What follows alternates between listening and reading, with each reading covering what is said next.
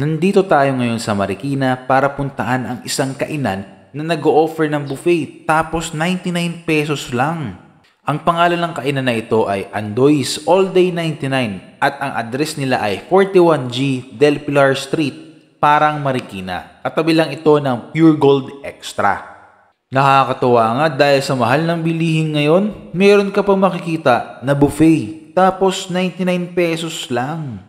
Ang operating hour nila ay 8 AM hanggang 9 PM. Open sila everyday. Ang putahin nila dito ay lutong bahay at nagpapalit-palit araw-araw. Ang specialty nila dito ay tinuguan at bopis. Kaya yan daw ang palaging hindi nawawala sa buffet nila. Okay na sa niluluto ko.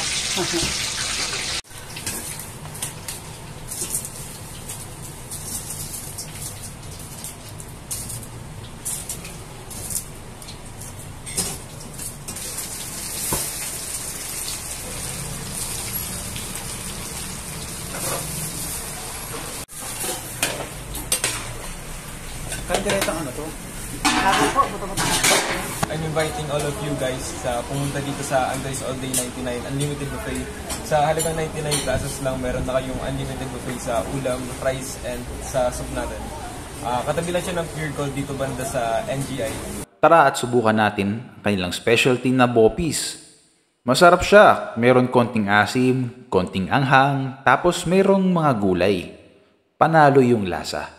Dinuguan naman nila masarap din. Yung taba konti lang, more on laman loob siya. Okay din yung pagkalapot niya. No wonder, isa ito sa mga specialty nila. Shanghai nila bagong luto. Crunchy, maliit lang siya pero puro meat at malaman siya.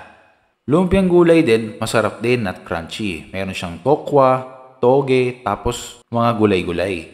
Ito naman yung kanilang veggie meatball. Medyo bago siya sa akin. Meron siyang pusong saging tapos giniling. So masarap din ito. At crunchy.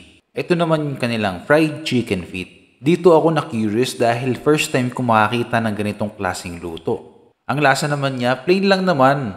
Nothing special, ordinary lang. Ito naman yung kanilang adobong chicken feet. Mas okay ito compared sa fried chicken feet nila. Mas may lasa.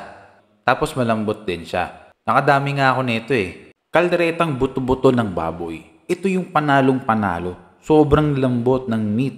Tapos malasa yung sauce. Masarap ang pagkakaluto nito. Pag ito ang nahain nila, babalik-balikan mo talaga ito at mapapa-extra-rice ka sa sarap nito. Sa 99 pesos mo, sobrang sulit at panalo-panalo ka na. Ito lang yung nakita ko na buffet na sobrang mura tapos madaming meat na ulam. Kung pupunta kayo dito, medyo mahirap maghanap ng parking kung nakakotse ka. Pero kung motor naman, wala namang problema yun. Ayun lang. Bye!